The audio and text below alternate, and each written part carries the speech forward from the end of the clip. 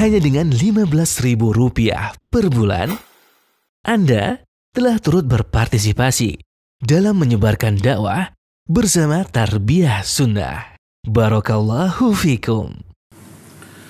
Bismillahirrahmanirrahim. Assalamualaikum warahmatullahi wabarakatuh. Waalaikumsalam. Alhamdulillahi rabbil alamin. Wabihi nasta'inu ala umuri dunya waddin. Wal aqibatu lil muttaqin. Wa la udwana illa ala zalimin. Wa ashhadu an la ilaha illallah al-malikul haqqul mubin. Wa ashhadu anna Muhammadan abduhu wa rasuluhu sadiqul wa'dil amin. Wassalatu wassalamu ala ashrafil anbiya'i wal mursalin wa ala alihi wa ashabihi ajma'in. Wa man tabi'ahum bi ihsanin ila yaumiddin wa ba'd. Alhamdulillah kita kembali berjumpa dalam pembahasan kitab Riyadhus Shalihin. Kita sudah memasuki bab fadlus sholawat, bab keutamaan sholat. Sudah diterangkan beberapa hadis yang menjelaskan sholat itu sebagai penghapus dosa. Digambarkan seperti di hadapan rumah seseorang ada air, sungai yang jernih, yang mengalir deras, kemudian penghuni rumah itu mandi di kali tersebut, sungai tersebut 5 kali dalam sehari, tak tersisa satu kotoran pun pada dirinya. Demikian juga sholat menghapus kesalahan dan dosa yang dilakukan orang itu, ya, itu bersih kembali dengan sholat. Kita teruskan ke hadis yang ketiga dalam bab ini. Diterima dari Abdullah bin Mas'ud radhiyallahu an. Anna rajulan asaba min imra'atin qublatan. Fa'atan Nabi alaihi salatu wassalam. Fa'akhbarah. Fa'anzalallahu ta'ala wa aqimis salata tarafain nahar wa zulafan minal lail. Innal hasanati yudhibnas sayyi'at. Faqala rajul ali hadha qala li jami' ummati kullihim. Muttafaqun alaih. Kata Abdullah bin Mas'ud, ada seorang laki-laki yang telah mencium seorang wanita. Wanita ini bukan istrinya, wanita lain yang bukan mahramnya, dan itu dosa besar. Besarnya dosa mencium wanita, bukan mencium ngambe kata orang Sunda, tapi dengan makna kiss. Betul-betul mencium wanita tersebut qublah. Padahal bukan mahramnya, bukan istrinya, dan ini dosa besar. Jangankan mencium, menatap wajahnya saja sudah Allah haramkan. Dalam Al-Quran, qul lil mu'minin yaghuddu min absarihim wa yahfadhu furujahum. Surah An-Nur ayat 30. Katakan kepada laki-laki mukmin, hendaklah mereka menundukkan pandangan dan memeliharlah faraj-faraj mereka. Jadi wajibnya menundukkan pandangan mengandung arti haram menatap wajah wanita. Kalau diharamkan menatap wajah wanita yang bukan mahram, lebih dari menatap, lebih haram lagi. Seperti menyentuhnya, apalagi menciumnya atau memeluknya. Ridho atau tidak ridho si wanita tersebut, tetap Allah haramkan. Ayat 31-nya kepada wanita mukminah. Surah An-Nur 31. Qul lil mu'minati yaghdudna min absarihinna. Katakan kepada wanita-wanita mukminah, mereka pun hendaklah menundukkan pandangan-pandangan mereka. Haramlah memandang wajah lawan jenis yang tidak halal baginya, yang haram baginya. Apalagi lebih dari itu, menyentuhnya atau apalagi menciumnya. Maka ini dosa besar. Seorang laki-laki mencium seorang wanita. Lalu dia mendatangi Nabi alaihi salatu wassalam dan menceritakan hal itu. Menceritakannya bukan dalam rangka bangga terhadap dosanya, tapi meminta solusi atau disebutnya istifta, meminta fatwa. Apa yang harus dia lakukan untuk bertobat sebagai penghapus dosa tadi. Fa'anzalallahu ta'ala, lalu Allah Azza wa Jalla menurunkan ayat yang terdapat dalam surah Hud. Ayat 114 Allah berfirman, wa aqimis shalah tarafain nahar wa zulafan minal lail. Dirikan olehmu salat di kedua tepi siang. Maksudnya subuh dan asar. Wa zulafan minal lail. Dan di awal malam, maghrib dan isya. Innal hasanati yudhibnas sayyiat, karena kebaikan-kebaikan itu bisa menghapus dosa-dosa. Jadi Nabi Ali sallallahu alaihi wasallam memfatwakan kepada orang itu sebagai bentuk tobatnya yang bisa menghapus dosa perbuatannya tadi untuk mendirikan sholat dengan sebenar-benarnya. Lalu dikatakan kebaikan tersebut menghapus dosa. Berkata laki-laki tersebut, Ali hadza, apakah ini hanya untukku? Maka dijawab, li jami ummati kullim. Enggak. Ini berlaku untuk seluruh umatku semuanya. Hadis ini muttafaqun alaih. Diriwayatkan oleh Imam Bukhari dalam kitab sahihnya, juga Imam Muslim dalam kitab sahihnya. Imam Muslim dalam kitab sahihnya mencantumkan hadis ini pada nomor hadis 2763. Sanad hadis ini sahih. Jadi hadis ini menceritakan ada seorang laki-laki dan laki-laki ini Muslim. Berarti dia sahabat Nabi SAW. Satu pribadi yang merupakan salah satu dari anggota masyarakat terbaik sepanjang masa. Ternyata melakukan sebuah dosa yang tidak kecil, yaitu besar. Apa dosa besarnya? Mencium seorang wanita yang bukan mahramnya. Tapi kemudian dia bertaubat dari hal itu, datang kepada Nabi SAW untuk memperoleh petunjuk tentang apa yang harus dilakukan untuk menghapus dosa tadi. Lalu menurunkan, Allah Azza wa Jalla menurunkan ayat ini.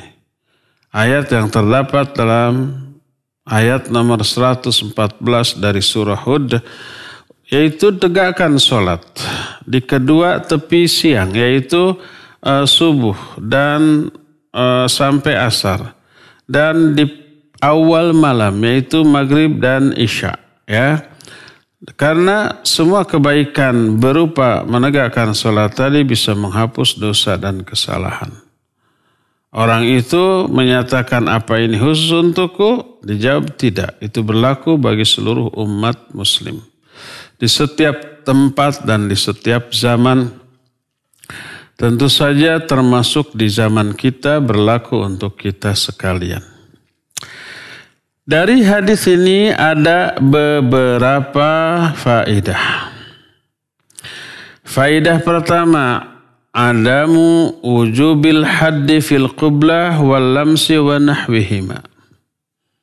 Hadis ini menerangkan tidak wajibnya menegakkan hukuman bagi orang yang mencium atau menyentuh seorang wanita.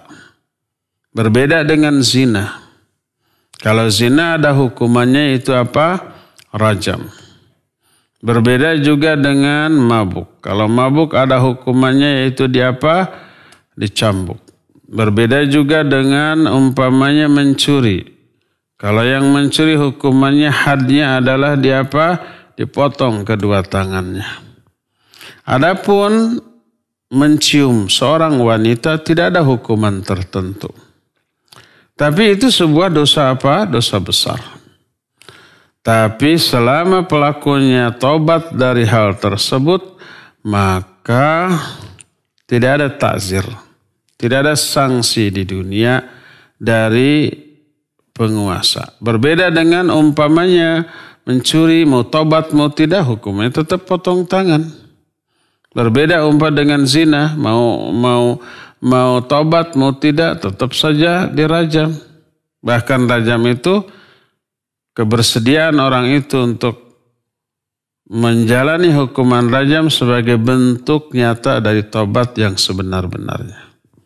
Adapun mencium seorang wanita yang bukan mahram, bukan istrinya, atau menyentuhnya, tidak ada hukuman tertentu. Tapi itu dosa besar. Ini yang pertama.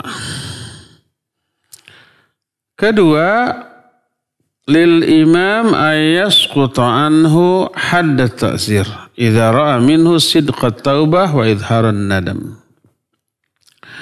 Hadis ini pun menerangkan bahwa imam atau hakim atau ulil amri penguasa boleh menggugurkan hukuman takzir, sanksi bila dia melihat pelakunya itu telah melakukan sebenar-benar tobat dan menyatakan penyesalan yang sesungguh-sungguhnya. Sebagaimana Nabi SAW tidak menjatuhkan hukuman apapun kepada orang ini karena melihat orang ini taubat, menyesal, sehingga walaupun ini perbuatan yang sangat memalukan, dia tidak segan-segan menceritakannya demi memperoleh solusi, jawaban dari aspek syar'i. Maka imam boleh membebaskan dia dari hukuman, dan ini mengisyaratkan sang imam boleh menjatuhkan hukuman atas berdasarkan ijtihad sang imam kepada orang yang menurut dia layak untuk diberikan hukuman tertentu. Seandainya orang yang tadi kemudian dihukum oleh sang imam, oleh sang hakim dengan hukuman baik dicambuk, didenda atau yang sejenisnya, maka boleh berdasarkan ijtihad dia. Walaupun tidak ada hukuman yang ditetapkan oleh syar'i ayat atau hadis dengan hukuman tertentu. Tapi kalau sang hakim sebagai ulama melihat ada ketidaksungguh-sungguhan dari orang itu untuk bertobat, ada kemungkinan mengulang kembali, umpamanya dia mencium seorang wanita yang bukan mahram lalu wanita itu tidak ridho lalu lapor ke hakim, maka oleh hakim dipanggil, dia menyatakan ya saya salah, mohon maaf, tapi tidak melihat ada kesungguh-sungguhan dari tobatnya, dari ekspresi wajahnya, dan sangat mungkin dia akan mengulang kembali di masa yang akan datang. Untuk membuat dia jera lalu diberikan hukuman maka dibolehkan kalau imam berijtihad seperti itu. Tapi kalau melihat bahwa dia sungguh-sungguh menyesal, sungguh-sungguh ingin bertobat, maka boleh dia membebaskan orang itu dari hukuman dan memberikan solusi dari aspek syar'i. Tegakkan olehmu salat dengan sebenar-benarnya. Inilah faedah yang kedua. Faedah yang ketiga, al-hukmu syar'i idza lam yanus ala takhsisihi yabqa mahmulan ala itlaqihi wa umumihi. Hadis ini pun menerangkan bahwa hukum syariat bila tidak ada nas yang mengkhususkan pemberlakuan aturan untuk seseorang, maka nas tersebut berlaku secara umum bagi siapapun. Seperti yang dijelaskan dalam hadis ini, seorang mencium wanita yang bukan mahramnya lalu diberikan solusi, dirikan sholat, maka itu akan menghapus dosanya. Orang itu bertanya, itu khusus untukku? Dijawab tidak, ini berlaku umum bagi semua umat.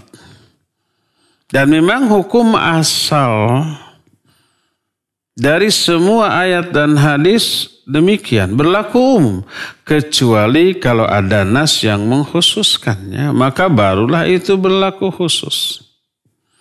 Tidak hanya aspek hukum yang berkaitan dengan muamalah dengan sesama manusia, termasuk juga yang berkaitan dengan Allah Azza wa Jalla. Sebagaimana pernah ketika Nabi SAW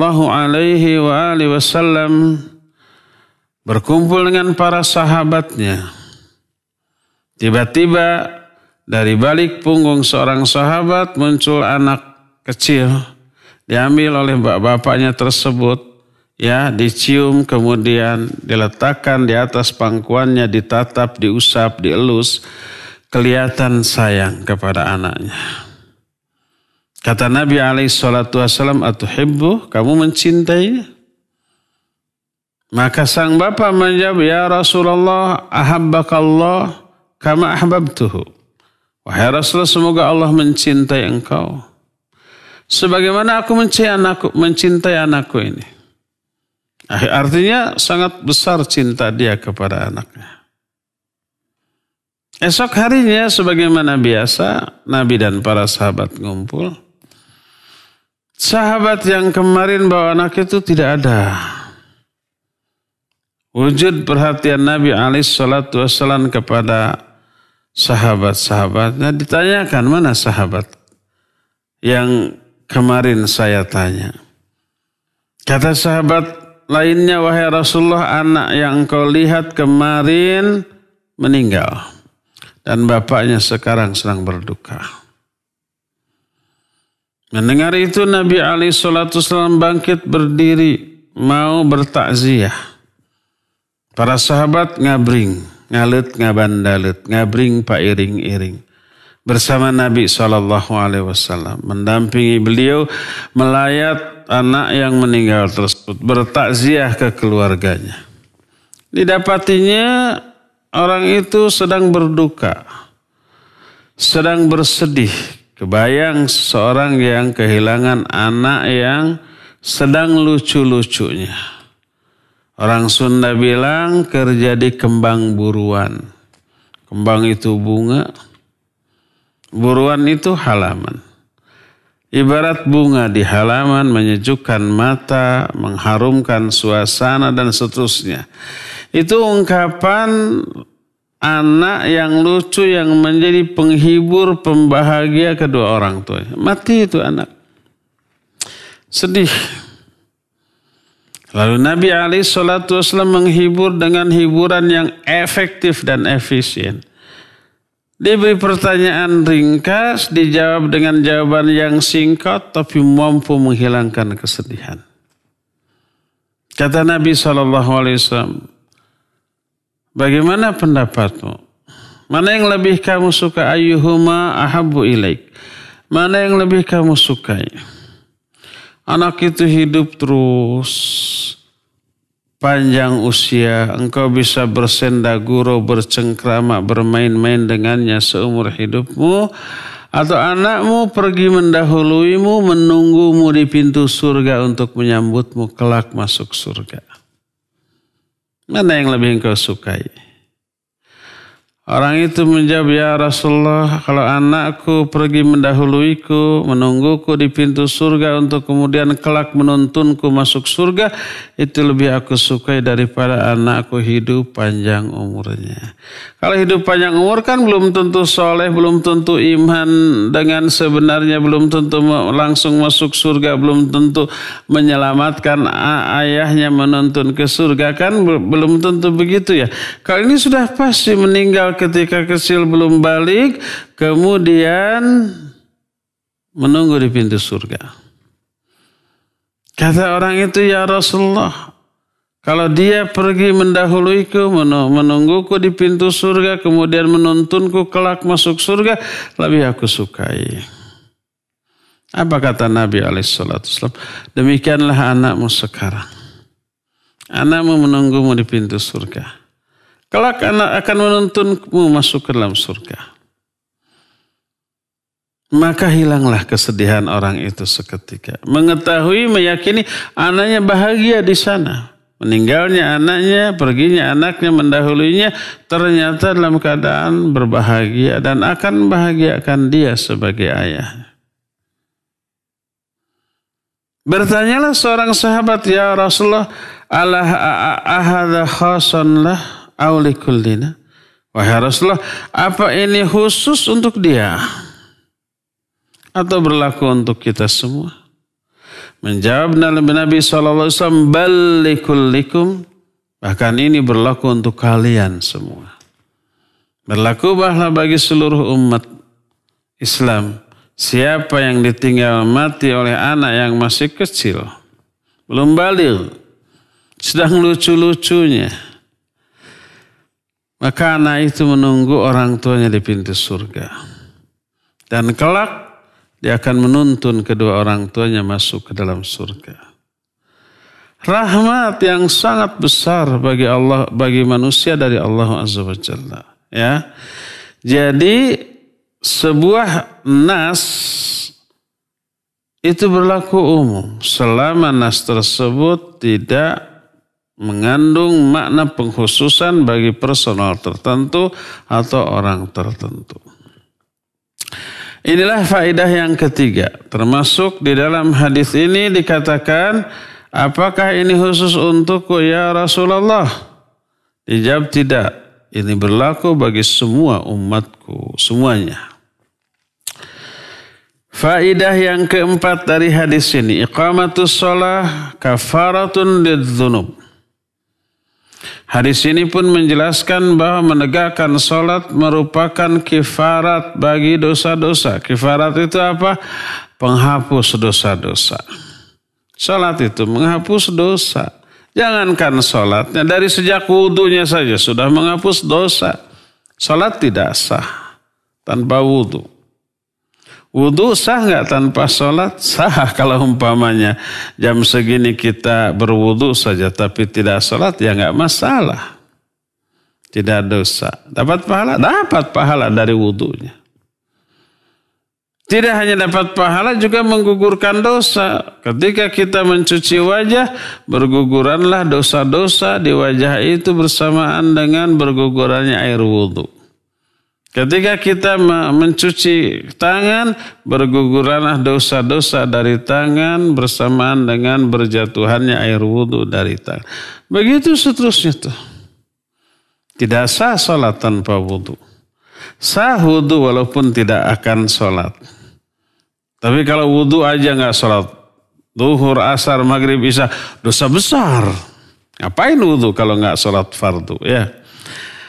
Nah, jadi sejak wudunya saja itu sudah menghapus dosa, apalagi sholatnya. Mana yang lebih utama, sholat apa wudu? Jelas sholat lebih agung daripada wudu.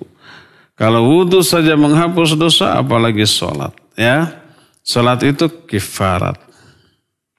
Ini adalah faedah yang kelima.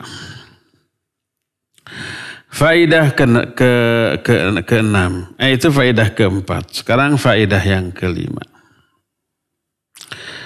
Faedah kelima menyatakan hadis ini menerangkan bahwa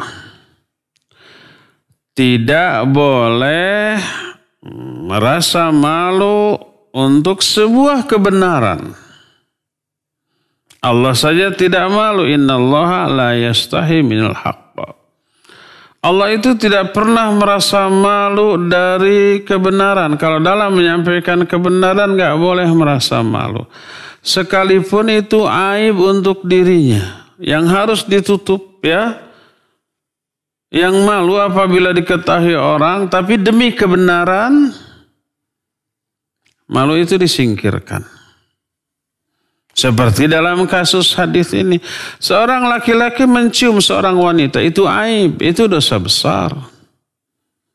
Itu memalukan. Apalagi diketahui oleh orang yang sangat kita muliakan, sangat kita hormati. Seperti Nabi SAW. Tapi demi kebenaran dia butuh solusi.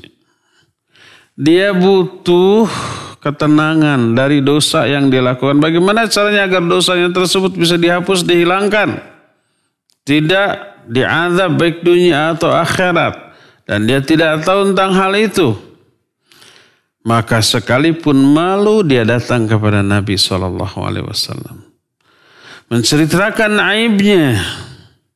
Dalam rangka apa? Dalam rangka memperoleh solusi, jawaban yang dia butuhkan untuk bisa menghapus dosa-dosanya. Maka disingkirkanlah rasa malu. demi kebenaran. Innallaha la yastahi minal haqq. Dan inilah karakteristik para sahabat. Walaupun rasa malu itu begitu besar dan begitu diperhatikan oleh orang saat itu, tapi kebenaran lebih mereka cintai. Lihat umpama para sahabat di antara Ummu Sulaim. Beliau itu malamnya bermimpi. Mimpinya mimpi basah. Istilah aja, bukan mimpi nyebur ke sumur. Bukan mimpi mandi. Mimpi basah itu artinya mimpi melakukan hubungan suami istri sampai inzal. Sampai dia orgasme. Sampai keluar spermanya. Malu nggak? Malu. Jangankan wanita. Lelaki aja malu. Apalagi wanita, lebih besar rasa malunya.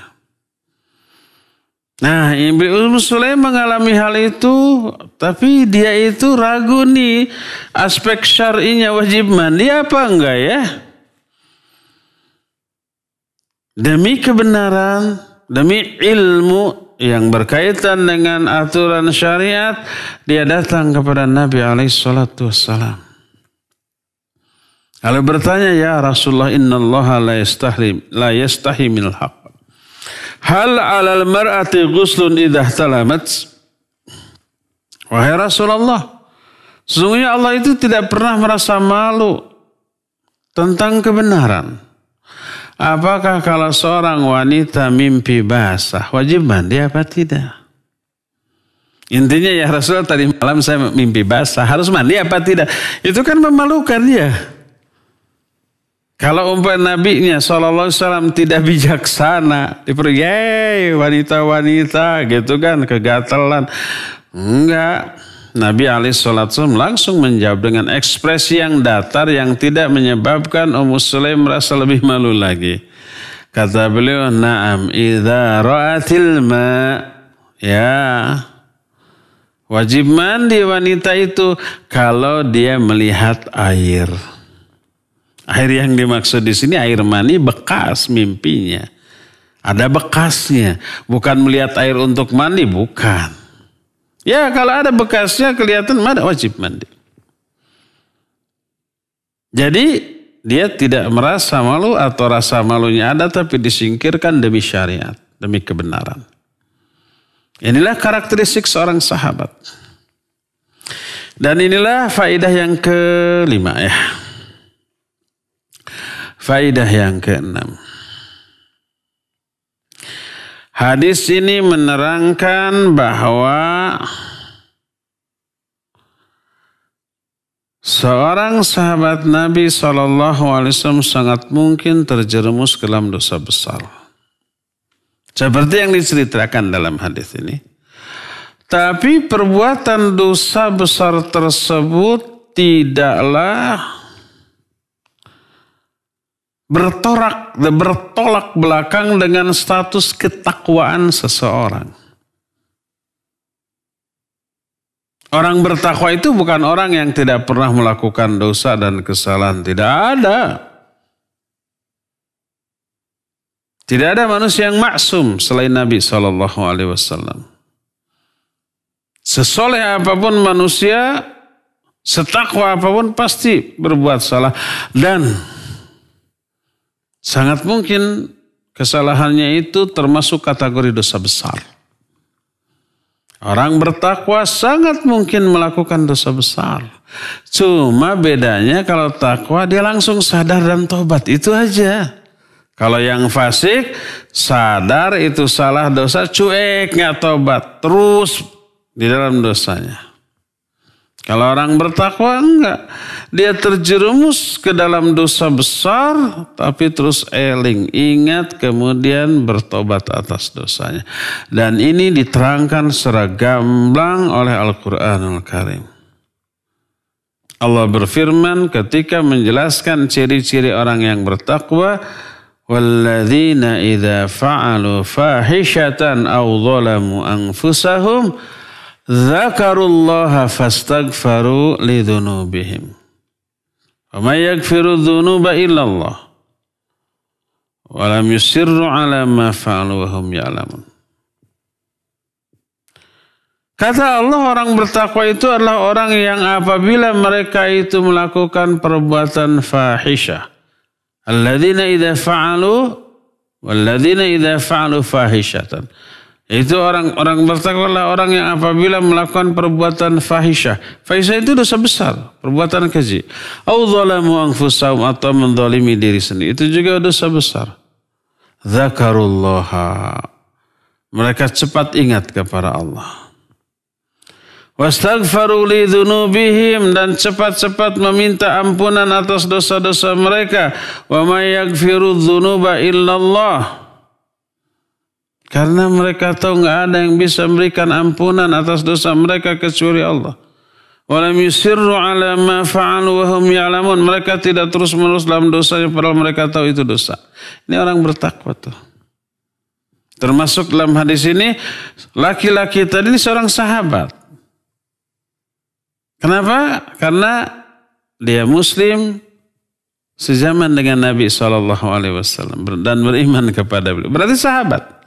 Melakukan dosa besar berupa mencium seorang wanita yang tidak halal baginya.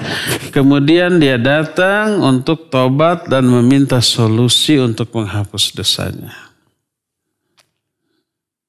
Dan ini menunjukkan bahwa orang bertakwa amat sangat mungkin terjerumus dalam dosa besar.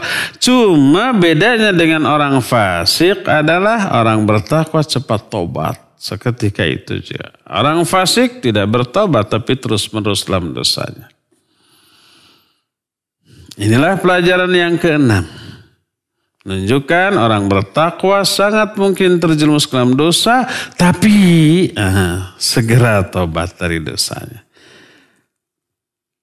Adapun orang fasik menjadikan hadis seperti ini, ayat seperti tadi, dijadikan sebagai dalil untuk melegitimasi kesalahannya, menganggap wajar terhadap kesalahannya, menganggap enteng kepada kesalahannya, lalu tidak tobat. Ditegur loh, Masya Allah kamu tuh tukang suka ngaji ya, ke masjid selalu berjamaah setiap sholat. Tapi kenapa melakukan dosa ini? Lalu dijawab, orang bertakwa juga kata Al-Quran melakukan dosa besar. Sahabat aja melakukan dosa besar tuh dalam hadis yang pernah dibahas oleh Ustaz. Apalagi saya biasalah wajar atuh. Nah, barijeng teh apa? Sambil dia nggak tobat, nggak berhenti, nggak boleh seperti itu. Ya, itu tandanya orang fasik.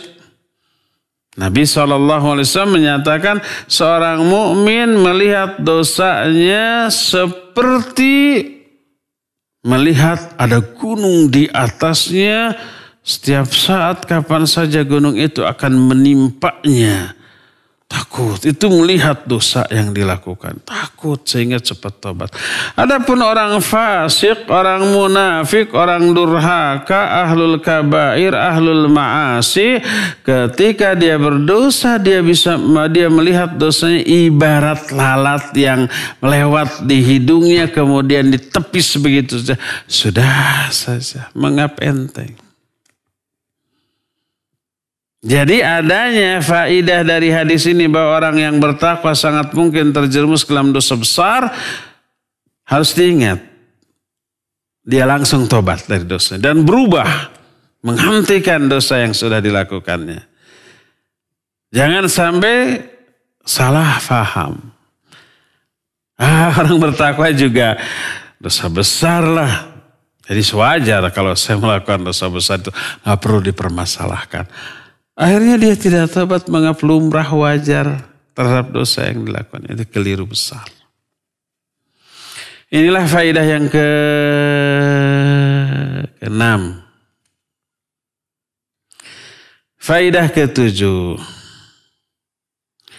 Wa fihi dalilun ala anna salawat minal hasanat allati yudhibna sayyiat. Hadis ini pun menjadi dalil bahwa sholat termasuk al-hasanat yang menghapus dosa-dosa. Hasanat itu kebaikan. Sebab Allah berfirman, wa aqimus shalah tarafain nahar wa zulafan minal lail innal hasanati yudhibnas sayyiat. Dirikan olehmu salat siang ataupun malam.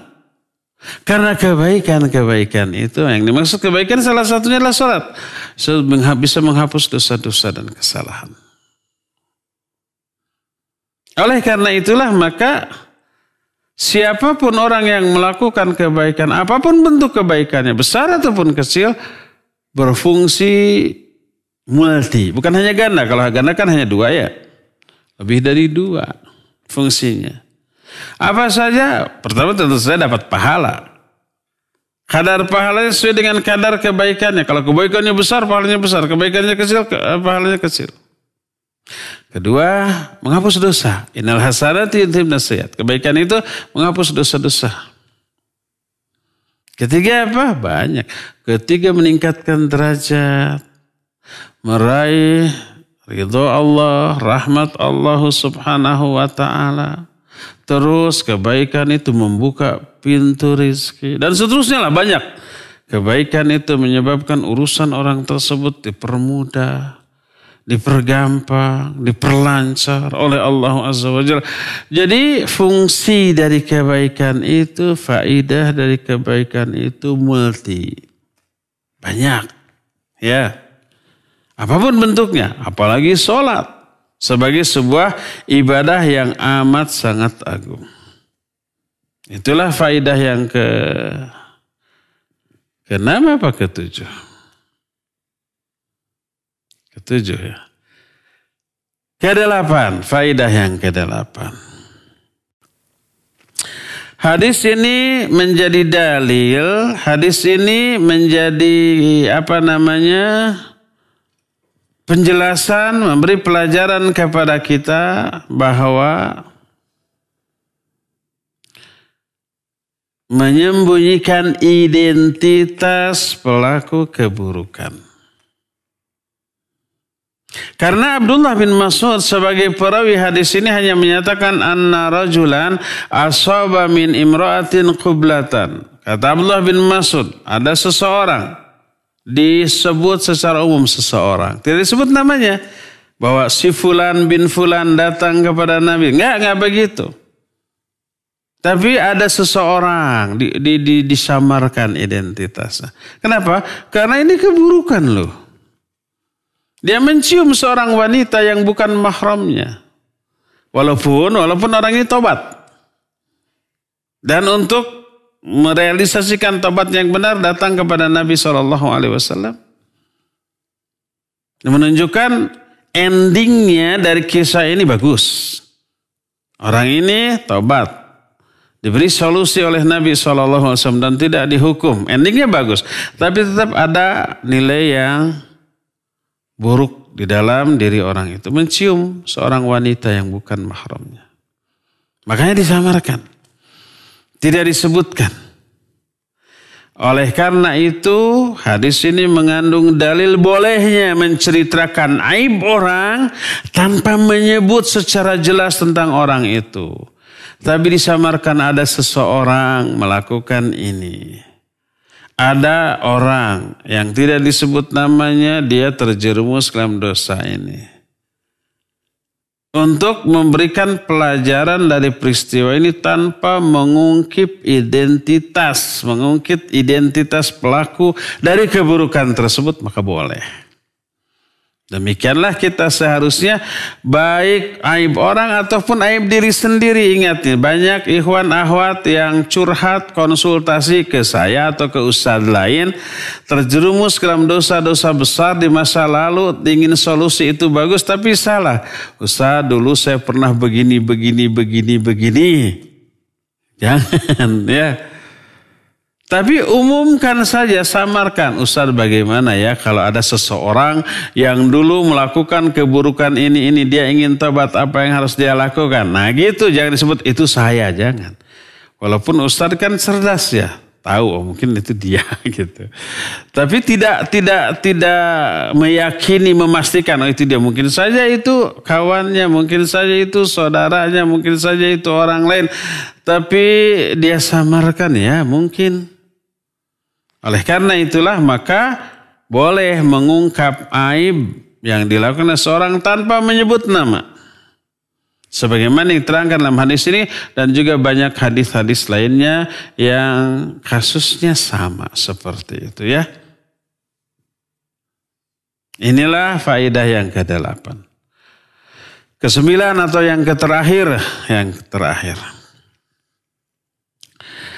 Bahwa menceritakan aib pribadi demi kemaslahatan tidak termasuk jenis mujaharah yang terlarang.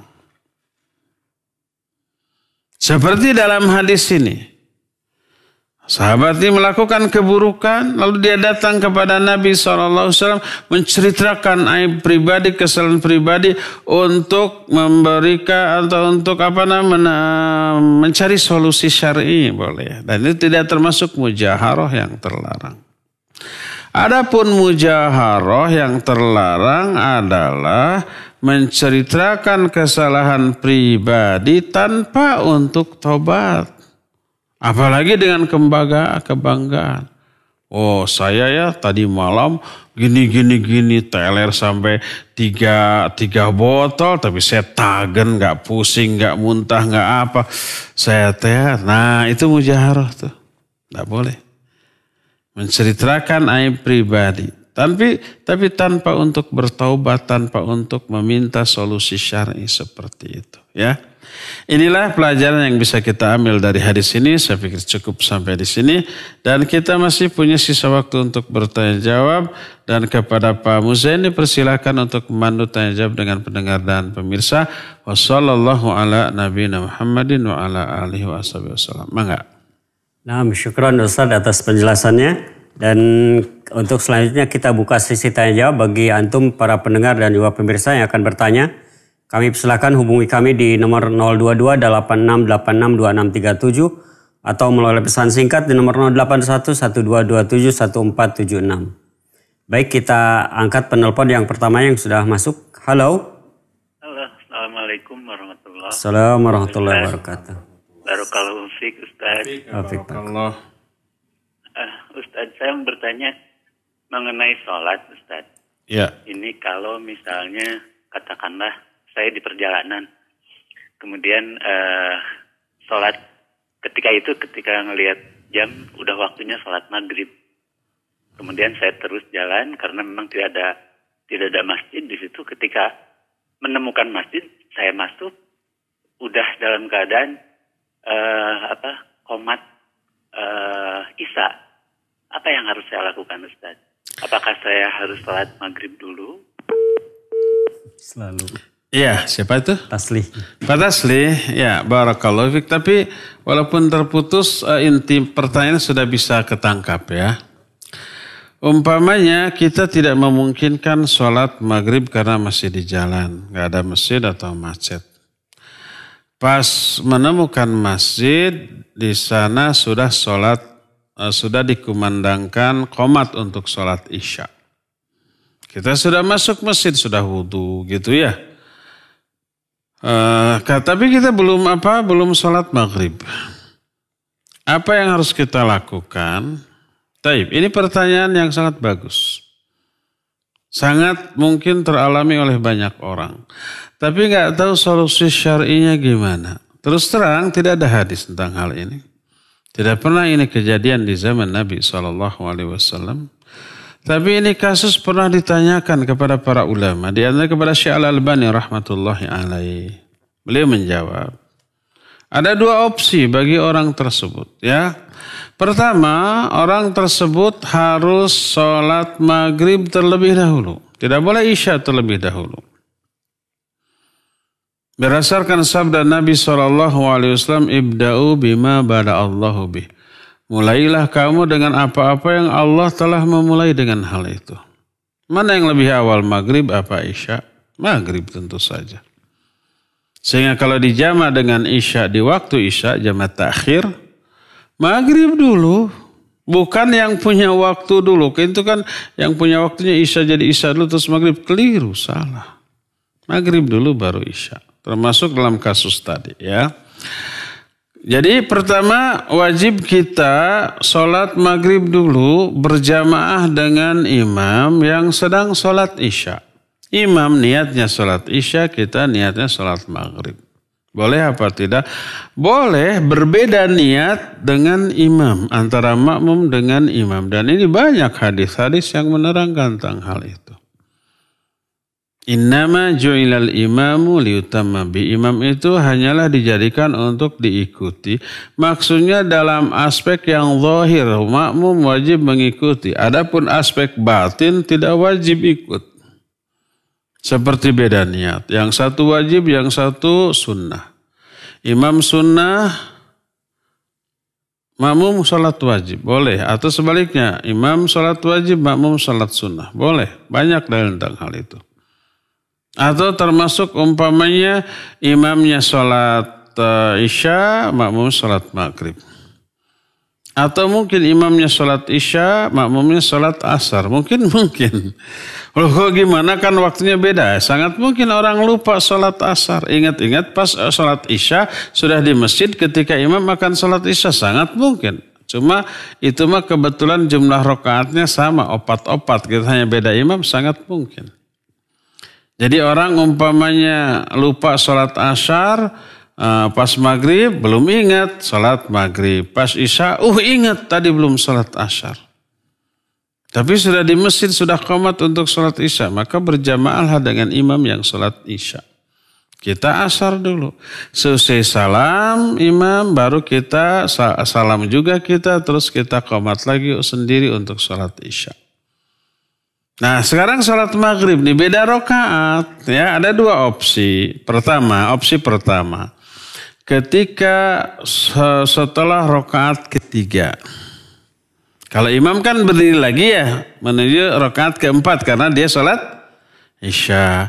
Karena kita sholat maghrib seusai rakaat ketiga kita mah duduk tahiyat akhir. Sampai di sini sama. Nah, sampai di sini ada dua opsi. Opsi pertama kita mufaraqah dengan imam.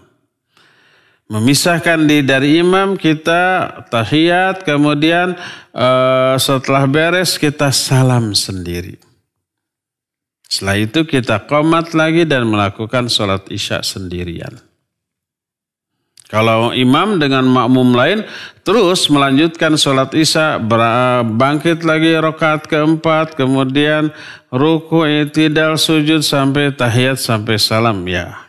Kita mau mufaraqah, memisahkan diri dari imam, kemudian kita salam.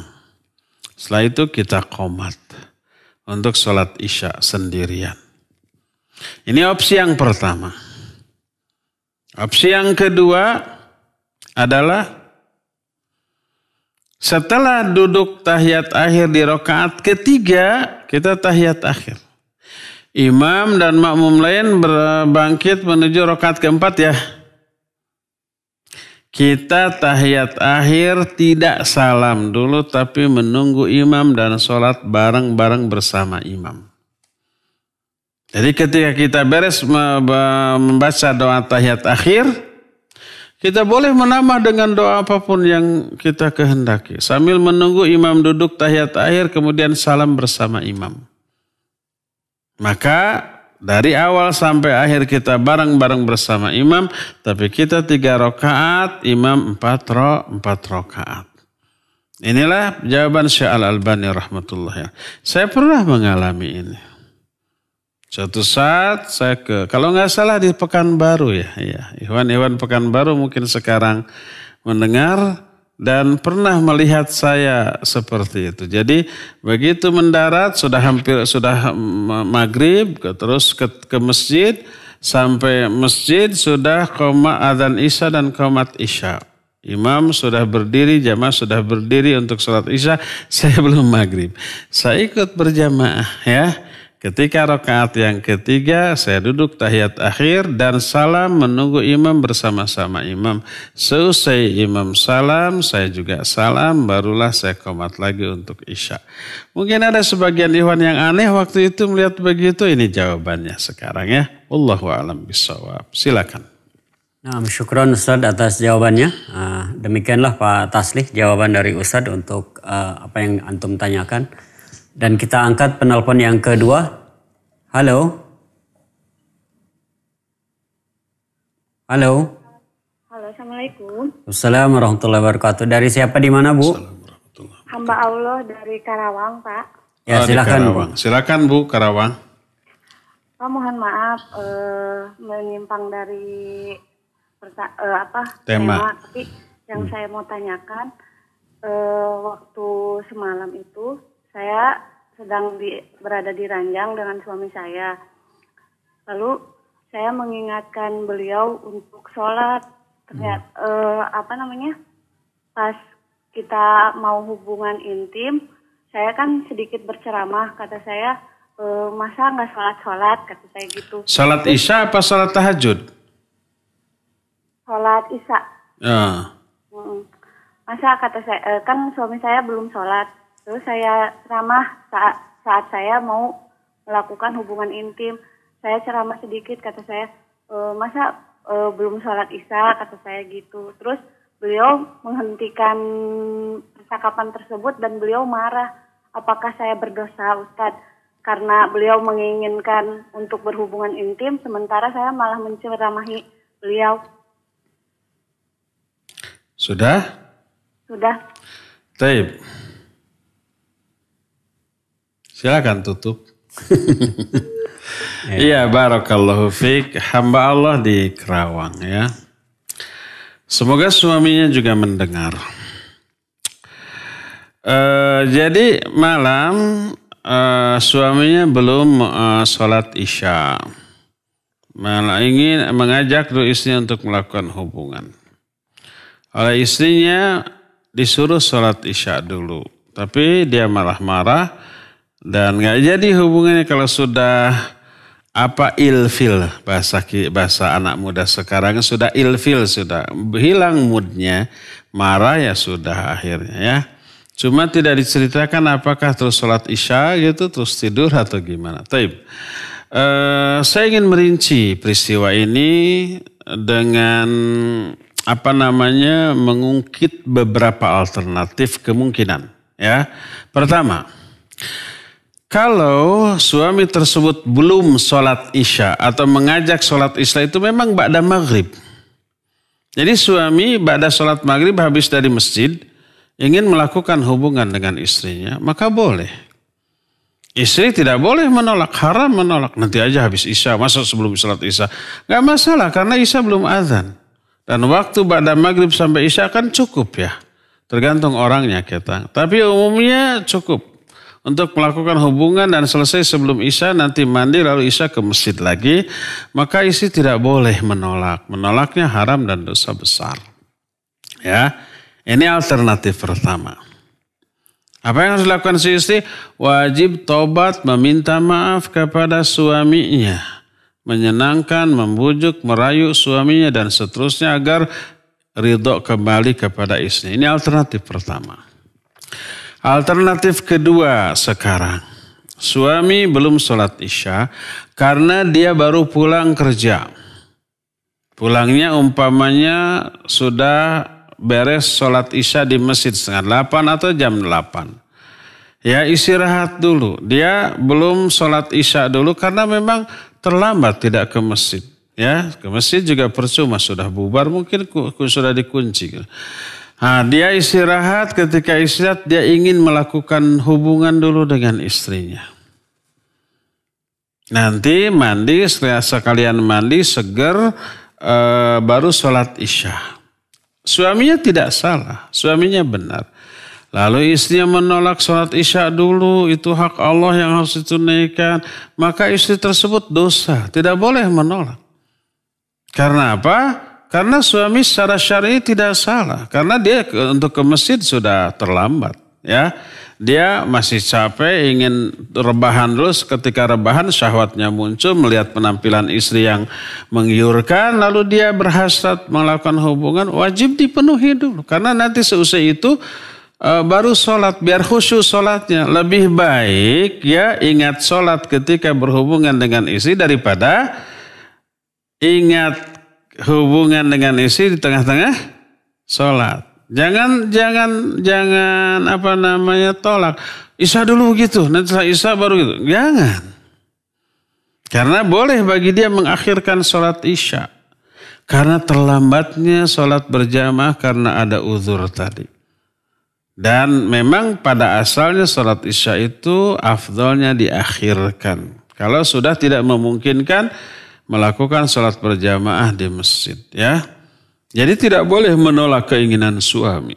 Layani dulu, setelah itu mandi baru sholat. Ini yang kedua, alternatif yang kedua. Alternatif yang ketiga, kalau suami umpamanya nih pas azan isya ingin melakukan hubungan dengan istrinya, maka boleh istrinya mengingatkan suami untuk sholat berjamaah itu sudah isya, sudah azan, lebih baik sholat isya dulu. Karena melakukan sholat isya berjamaah di masjid hukumnya wajib bagi laki-laki. Berbeda dengan umpamanya sudah kelewat tadi ya. Ini mah belum, masih baru azan. Maka boleh seorang istri mengingatkan, berjamaah dulu, nanti pulang dari isya yuk kita melakukan hubungan. Istrinya nanti sudah isya, suaminya juga sudah isya, dan itu lebih harus diprioritaskan daripada berhubungan dengan suami istri.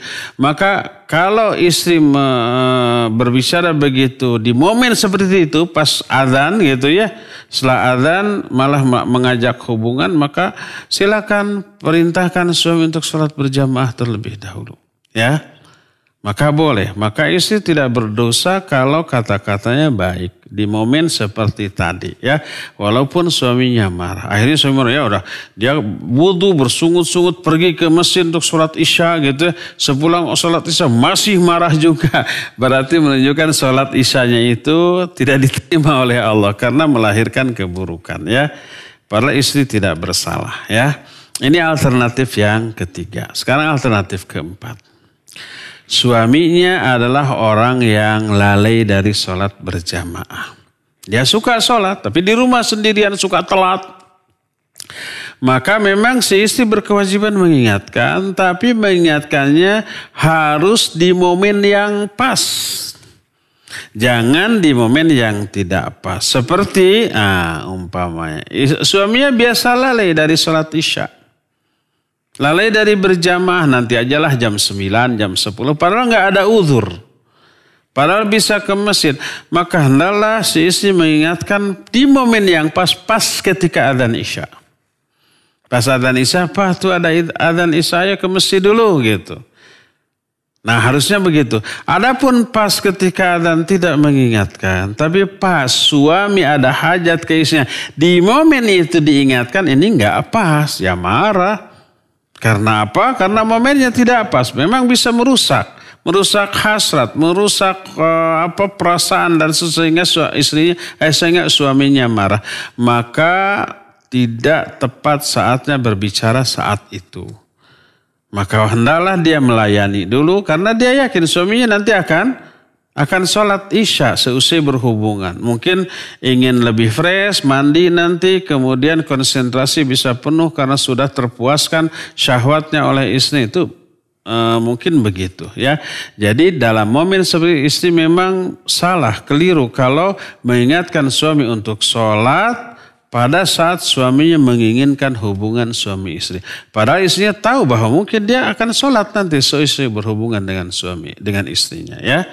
Nah demikianlah beberapa alternatif kemungkinan kondisi yang ibu tanyakan tadi. Wallahu a'lam bishawab. Silakan lagi.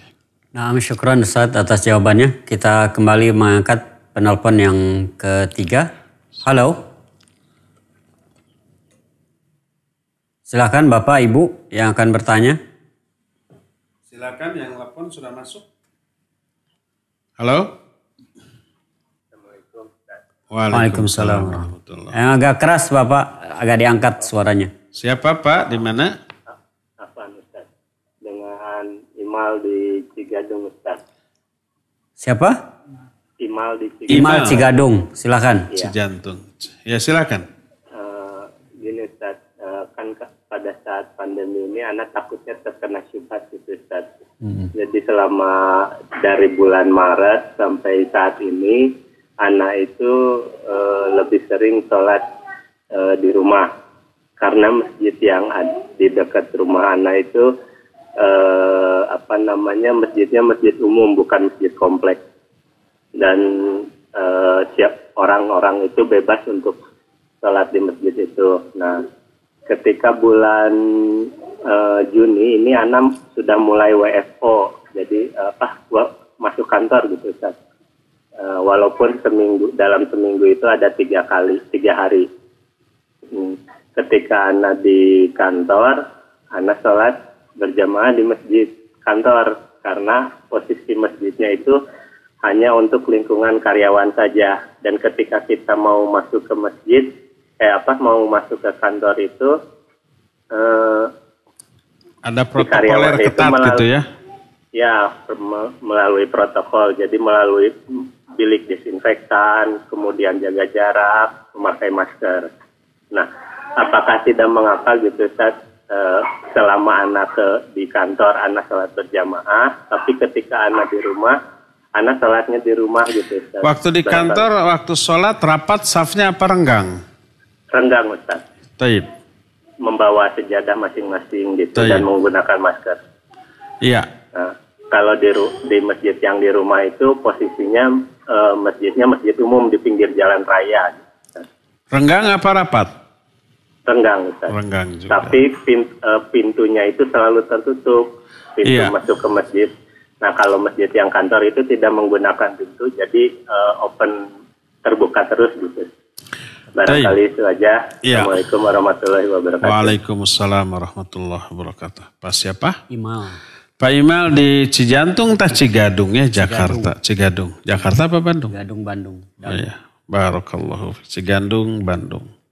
Buah Jakarta. Cigadung. Iya. Pada umumnya, pada dasarnya berupayalah untuk sholat berjamaah di masjid apabila aman dari penyakit, dari penyebaran virus yang sekarang sedang menyebar COVID-19 ya. Kalau ada uzur seperti itu, apalagi uzur yang membahayakan, uzur yang tidak membahayakan pun boleh tidak sholat di masjid, di rumah. Seperti umpamanya hujan atau banjir. Hujan tidak berisiko mengancam nyawa. Itu sudah boleh tidak ke masjid, di rumah. Apalagi dengan uzur yang mengancam nyawa, seperti COVID-19 ini. Ya. Berdasarkan ayat, wala tulqu biaidikum ila tahlukah. Jangan kamu jerumuskan dirimu ke dalam kebinasaan. Juga hadis sahih riwayat Imam Bukhari yang menyatakan firra minal mazdum firaraka minal masjid. Firaraka minal asad. Jauhi oleh kamu wabah, orang yang terkena wabah. Seperti kamu menjauhi singa. Lari kamu. Ya, firra minal mazdum firaraka minal asad. Larilah kamu, menghindarlah kamu dari orang yang terkena wabah. Seperti kamu lari dari singa. Dan ini perintah, bernada perintah, ya. Dan ini uzur yang jauh lebih kuat daripada uzur hujan atau banjir atau yang sejenisnya, ya. Kalau ada itu maka sholat di rumah menjadi afdol. Karena melaksanakan ayat wala tulqu biaidikum ila tahluka dan hadis ini dalam kondisi pandemi seperti ini ya. Kecuali kalau risiko dari uzur ini bisa diantisipasi seperti sholat di sebuah masjid yang menerapkan protokoler kesehatan yang ketat. Orangnya tidak sembarangan, hanya penghuni kompleks. Penghuni kompleksnya sudah kita kenal orang yang sangat menjaga diri dari terpaparnya dia dari COVID-19. Ya, ketika masuk ada pengecekan suhu tubuh. Yang suhunya panas di atas normal disuruh pulang, tidak boleh. Ya, kemudian pintunya selalu terbuka sehingga tidak ada sentuhan terhadap pintu tersebut. Ya, kemudian wajib memakai masker. Yang tidak pakai masker diusir. Kemudian disediakan hand sanitizer. Ya, kemudian di dalam masjidnya ada distancing, social distancing. Jadi ada jarak, ya, dan sudah ada fatwa dari para ulama tentang bolehnya sholat berjamaah dengan renggang karena uzur dari adanya COVID-19 ini. Dan para ulama tersebut ijtihad berdasarkan ilmunya tentang hadis-hadis yang ada tentang hal itu. Hadis yang menyuruh merapatkan saf dan seterusnya ada dari Rasul Shallallahu Alaihi Wasallam. Lalu difahami oleh para ulama berdasarkan kapasitas ilmunya.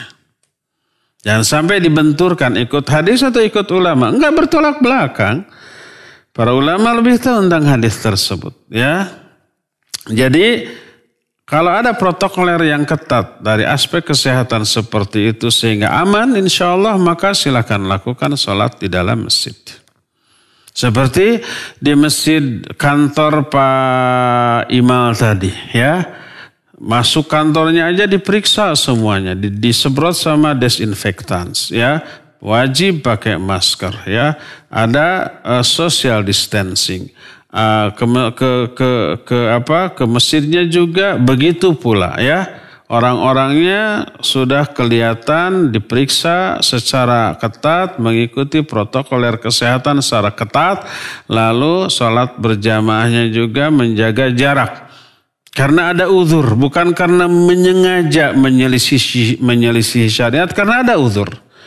Kalau tidak ada uzur kita terbiasa rapat. Karena ada uzur memang berdasarkan hadis harus menghindar ya sudah. Dan para ulama sudah memfatwakan bolehnya hal tersebut. Ya, nah maka benar sholat di kantor, di masjid dengan alasan bahwa itu adalah aman. Karena melihat realitanya secara rasio, kenyataan, logika, terus pertimbangan kesehatan itu aman.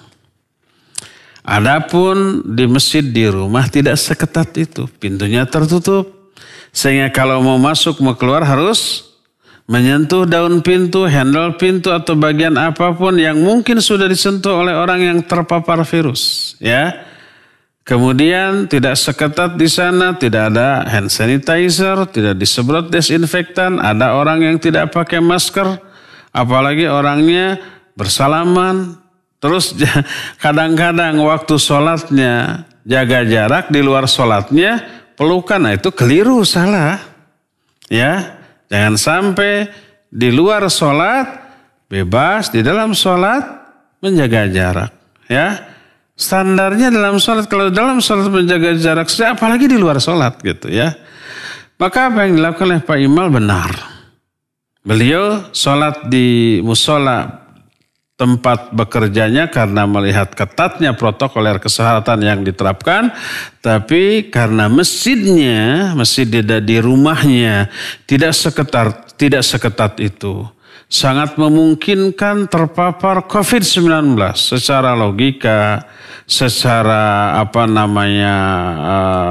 realita, teori kesehatan sangat memungkinkan COVID menyebar dengan cara seperti itu. Akhirnya kita mengamalkan hadis firra minal mazlum firaraka minal asad. Hindari orang yang terpapar wabah sebagaimana kalian menghindari singa, lari dari singa. Lalu kita tidak sholat di rumah. Tidak sholat di masjid. Tidak sholat di masjid karena uzur. Uzurnya lebih hebat daripada uzur hujan. Itu karena ada pandemi COVID maka sholat di rumah ya. Bukan karena malas. Kita hati sudah kangen berjamaah di masjid. Tapi ada uzur syar'i ya. Maka boleh dan tidak berdosa ya. Wallahu a'lam. Terakhir ya. Terakhir melalui pesan singkat yang dari Fitria di Bandung. Bismillah Ustaz, mau tanya apakah ada sholat kunci atau sholat kursi bagi keluarga jenazah meninggalnya pagi setelah dikubur dan sholat tersebut dilakukan ba'da maghrib khusus untuk keluarga saja. Apakah ada contohnya? Mungkin bukan sholat kunci atau Kursi. apa? Kursi. Kursi. Istilahnya disebutnya sholat unsi. Bukan kursi, bukan kunci, tapi unsi, ya. Sholat unsi. Apa makna sholat unsi? Unsi itu menemani agar tidak kesepian. Dengan asumsi orang yang sudah mati di kuburannya, di alam kuburnya kesepian. Lalu kita melakukan sholat dengan cara tertentu, kemudian diniatkan untuk menemani si orang yang dikuburkan. Disebutlah dengan sebutan sholat unsi. Ya, istilah sholat unsi ada dikenal di lingkungan tertentu. Tapi ada tapinya, hadisnya la aslalahu. Hadisnya palsu. Orang yang menyampaikan hadis yang menceritakan sholat unsi tadi enggak ada sanad siapa perawinya, bagaimana sanadnya, ada dalam kitab apa, tidak ada sama sekali. Saya pernah bertanya, coba tanya ke orang yang melakukan sholat unsi, ingin tahu hadisnya. Kalau ada sahih, yuk kita ajarkan bareng-bareng, amalkan bareng-bareng. Ada fotokopian nih. Oh, saya baca kitabnya. Ada hadis begini. Nggak ada rawi, nggak ada sanad. Hanya Nabi SAW berkata begini. Udah aja. Siapa periwayatnya tidak ada. Bagaimana sanadnya tidak ada. Ya. Menyampaikan hadis tanpa perawi, tanpa sanad, bagaimana bisa? Dari mana kita yakin bahwa itu berasal langsung dari Rasul SAW? Maka itu disebut dengan sebutan la aslalahu, tidak ada asalnya. Istilah sholat unsi itu ada di kalangan tertentu, tapi landasan dalil yang dipakainya la aslalahu, tidak ada asalnya dari Rasul SAW. Hadisnya ada tapi palsu. Maksud hadis palsu jangan seperti orang yang awamnya kelihatan. Kalau memang nggak boleh mengamalkan hadis palsu, kenapa Nabi itu bikin hadis palsu? Ada yang begitu. Hadis palsu itu bukan hadis bikinan Nabi SAW, bikinan orang lalu diaku-aku itu dari Nabi, padahal Nabi tidak begitu. Itu hadis palsu itu, ya.